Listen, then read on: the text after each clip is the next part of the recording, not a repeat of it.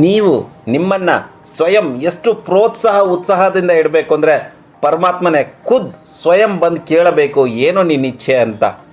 ಇಲ್ಲಿ ಕ್ಯಾರೆಟ್ ಅಲ್ವಾ ಬಾಯಲ್ಲಿ ಇಟ್ಕೊಂಡ್ರೆ ಕರ್ಗೆ ಹೋಗ್ಬಿಡ್ತು, ಮಾಯ ಆಗೋಗ್ಬಿಡ್ತು, ಅದೆಲ್ಲ ಹೋಗ್ಬಿಡ್ತಪ್ಪ, ಅಷ್ಟು ಚೆನ್ನಾಗಾಗಿದೆ, ಸೂಪರ್.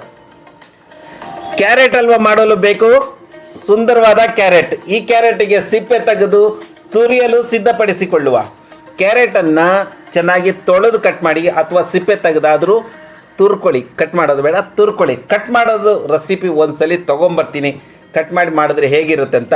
ಇವತ್ತು ಕ್ಯಾರೆಟನ್ನು ತುರಿದು ಕ್ಯಾರೆಟ್ ಹಲ್ವಾ ಮಾಡುತ್ತಾ ಇದ್ದೀನಿ. ಸೊ ಚೆನ್ನಾಗಿ ಸಿಪ್ಪೆ ತೆಗೆದು ಹಿಂದೆ ಮುಂದೆ ಕಟ್ ಮಾಡಿ ಇಟ್ಕೊಂಡಿರೋ ಕ್ಯಾರೆಟ್ಗಳನ್ನು ದೊಡ್ಡದ್ರ ಕಡೆಯಿಂದ ತುರಿಬೇಕು, ಚಿಕ್ಕ ಕಡೆಯಿಂದ ತುರಿಬೇಡಿ, ಟೈಮು ಹಿಡಿಯುತ್ತೆ, ಬೇಗ ಬೆಂದೋಗ್ಬಿಡುತ್ತೆ.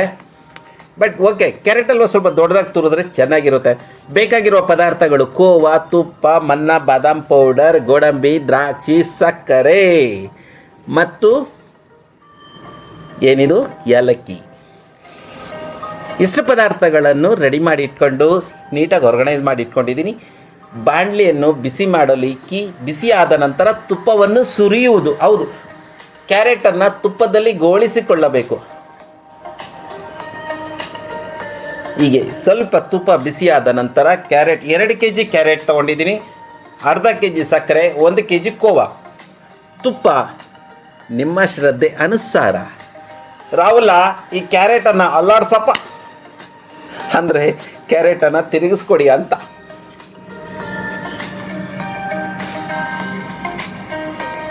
ಕ್ಯಾರೆಟನ್ನು ಒಮ್ಮೆ ಚೆನ್ನಾಗಿ ತಿರುಗಿಸ್ಕೊಟ್ಟು ಮುಚ್ಚಳವನ್ನು ಹಾಕಿ 10-20 ನಿಮಿಷದವರೆಗೂ ಬಿಟ್ಬಿಡಿ. ಸ್ವಲ್ಪ ಫ್ಲೇಮ್ ಜಾಸ್ತಿ ಇರಲಿ. ಮಂದವಾದ ಕಡಾಯಿಯನ್ನು ಇಟ್ಟರೆ ಸ್ವಲ್ಪ ಗ್ಯಾಸ್ ಫಾಸ್ಟಾಗಿ ಇಟ್ಕೊಂಡು ಅಲ್ಲೇ ನಿಂತ್ಕೊಂಡು ತಿರುಗಿಸ್ಕೊಂಡು ಮಾಡಿಕೊಳ್ಳಿ. ಏಲಕ್ಕಿ ಬುಡ್ಡೆಗಳನ್ನು ಚೆಚ್ಚುವಾಗ ಸಿಪ್ಪೆ ತೆಗೆದು, ಅಂದರೆ ಏಲಕ್ಕಿ ಬುಡ್ಡೆಗಳು ಒಟ್ಟು ತೆಗೆದು ಬರೀ ಬೀಜನಾದರೂ ಕುಟ್ಕೊಳ್ಳಿ. ಒಂಚೂರು ಸಕ್ಕರೆ ಹಾಕಿ ಅಥವಾ ಹಾಗೆ ಹಾಕ್ಕೊಂಡು ಕುಟ್ಕೊಬಿಟ್ಟು ಸಿಪ್ಪೆ ತೆಗೆದು ಹಾಕಿದ್ರು ಓಕೆ. ಮಿಕ್ಸಿ ಒಳಗೆ ಒಂಚೂರು ಸಕ್ಕರೆ ಹಾಕ್ಬಿಟ್ಟು ಏಲಕ್ಕಿ ಬುಡ್ಡೆಗಳು ಹಾಕ್ಕೊಂಡು ಮಿಕ್ಸ್ ಹಾಕ್ಕೊಂಡ್ರೆ ಎಲ್ಲ ಪುಡಿ ಚಿಂದಿ ಎಲ್ಲ ನುಣ್ಣಗಾಗ್ಬಿಡುತ್ತೆ, ಹಾಗಾದರೂ ಓಕೆ. ಕ್ಯಾರೆಟ್ ತುರಿಯನ್ನು 60 ಭಾಗದಷ್ಟು ಬೇಯಿಸ್ಕೊಂಡಿದ್ದು, 60% ಬೇಯಿಸಿಕೊಂಡ ನಂತರ ಕೋವವನ್ನು ಮಾವನ್ನು ಹಾಕಿ ಚೆನ್ನಾಗಿ ಕಲಸಿಕೊಡಿ. ಕೋವಾ ಸ್ವಲ್ಪ ಚೆನ್ನಾಗಿ ಕರಗಿದ ನಂತರ ಸಕ್ಕರೆಯನ್ನು ಸೇರಿಸಬೇಕು. ಹೌದು, ಇಲ್ಲಿ ಕ್ಯಾರೆಟು ಸ್ವೀಟ್ ಇರುತ್ತೆ, ಕೋವಾನು ಸ್ವೀಟ್ ಇರುತ್ತೆ.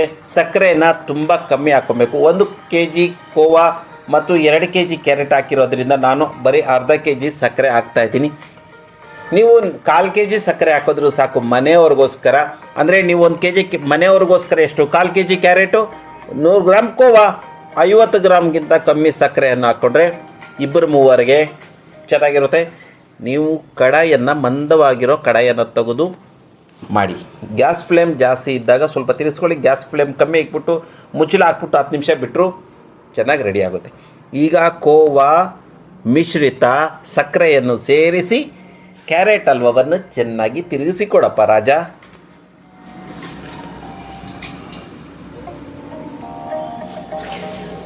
ಚಳಿಗಾಲದಲ್ಲಿ ಕ್ಯಾರೆಟ್ ಹಲ್ವ ತುಂಬಾ ಒಳ್ಳೆಯದು. ನೀವು ಒಮ್ಮೆ ಟ್ರೈ ಮಾಡಿ.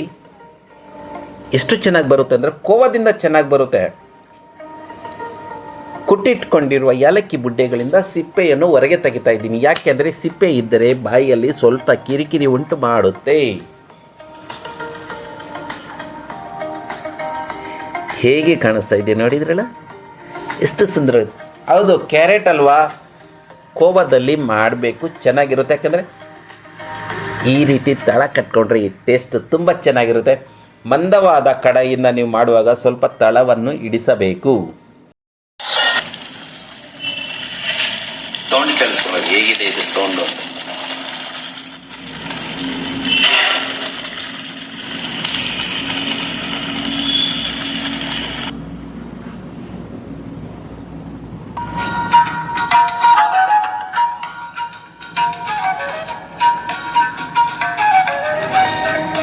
ಈಗ ಕ್ಯಾರೆಟ್ ಹಲ್ವಾ ರೆಡಿಯಾಗಿದೆ.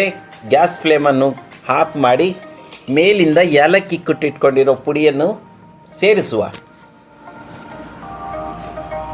ಓಕೆ, ನಮ್ಮ ಕ್ಯಾರೆಟ್ ಹಲ್ವಾ ರೆಡಿ ಆಯಿತು. ಈಗ ಒಗ್ಗರಣೆ ತುಂಬ ಇಂಪಾರ್ಟೆಂಟ್. ಒಗ್ಗರಣೆ ಗೋಡಂಬಿ ಮತ್ತು ದ್ರಾಕ್ಷಿ. ನೀವು ಏನು ಬೇಕಾದರೂ ಹಾಕ್ಕೊಬೋದು. ಡ್ರೈ ಫ್ರೂಟ್ಸಲ್ಲಿ ಸಿಕ್ಕಾಪಟ್ಟೆ ವೆರೈಟೀಸ್ ಇದೆ. ಮನೇಲಿ ಮಾಡ್ಕೊಳೋರು ಏನು ಬೇಕಾದರೂ ಫಸ್ಟು ಒಗ್ಗರಣೆ ಹಾಕ್ಕೊಂಡು ಗೋಡಂಬಿ, ದ್ರಾಕ್ಷಿ, ಬಾದಾಮ್ ಕಾಳು ಏನೇನು ಹಾಕ್ಕೊತಿರೋ ಡ್ರೈ ಫ್ರೂಟ್ಸ್ ಅದನ್ನು ತೆಗೆದ್ಬಿಟ್ಟು ಅದೇ ಬಾಣಲಿಯಲ್ಲಿ ಕ್ಯಾರೆಟ್ ತುರಿ ಹಾಕ್ಕೊಂಬಿಡಿ. ನಿಮಗೆ ಈ ಒಗ್ಗರಣೆ ಹಾಕುವ ಕಷ್ಟ ತಪ್ಪುತ್ತೆ. ನಾನು ಈ ರೀತಿ ಯಾಕೆ ಮಾಡುತ್ತೇನೆ ಅಂದರೆ ತುಪ್ಪವನ್ನು ಮೇಲಿಂದ ಹಾಕಿದರೆ ಘಮ ಇರುತ್ತಲ್ಲ, ಆ ಘಮ ನನಗೆ ತುಂಬ ಇಷ್ಟ. ಒಗ್ಗರಣೆ ಆದಮೇಲೆ ಸಾಂಬಾರು ಯಾಕೆ ಘಮ ಅಂತ ಬರುತ್ತೆ, ಇದು ಅಷ್ಟೇ. ಸ್ವೀಟ್ ಕೂಡ ಅಷ್ಟೇ, ಒಗ್ಗರಣೆ ಮೇಲಿಂದ ಹಾಕಿದ್ರೇ ಅದ್ರ ಘಮ ಚಿರ ಚಿರ ಚಿರ ಚಿರ ಅನ್ಬೇಕು.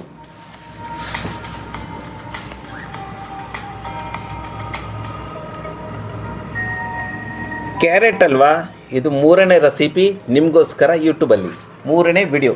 ಸೊ ರೆಡಿಯಾಗಿದೆಯಲ್ಲ ನಮ್ಮ ಕ್ಯಾರೆಟ್ ಅಲ್ವಾ, ಅದ್ರ ಮೇಲೆ ಇನ್ನು ಸ್ವಲ್ಪ ಚೆಂದ ಕಾಣಿಸಲು ಮನ್ನಾ ಬಾದಾಮ್ ಪೌಡರ್ ರೆಡಿ ಮಿಕ್ಸ್ ಇಷ್ಟನ್ನು ಸೇರಿಸಿ ಸ್ವಲ್ಪ ಮಿಕ್ಸ್ ಆರಂಭಿಸಿ.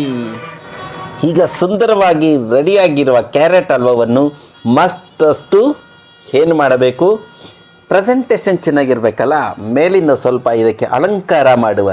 ನೀವು ಮಾಡುವ ಕೆಲಸದಲ್ಲಿ ಎಷ್ಟು ಪ್ರೀತಿ ಇರಬೇಕು ಅಂದರೆ ಪರಮಾತ್ಮನೂ ಅಂದ್ಕೊಬೇಕಂತ, ಎಷ್ಟು ಪ್ರೀತಿಯಿಂದ ಮಾಡ್ತಾನೆ ಇವನ ಕೆಲಸನ ಅಂತ. ಅಂದರೆ ಹಿಂದಿಯಲ್ಲಿ ಹೇಳಬೇಕು ಅಂದರೆ ಕುದ್ಕು ಕರ್ ಬುಲಂದಿತ್ತನಾ, ಕುದ್ಕು ಕರ್ ಬುಲಂದಿತ್ತನಾ, ಖುದ್ ಖುದಾ ಪೂಚೆ ಬತಾ ತೇರಿ ರಜಾ ಕ್ಯಾ ಹೇ.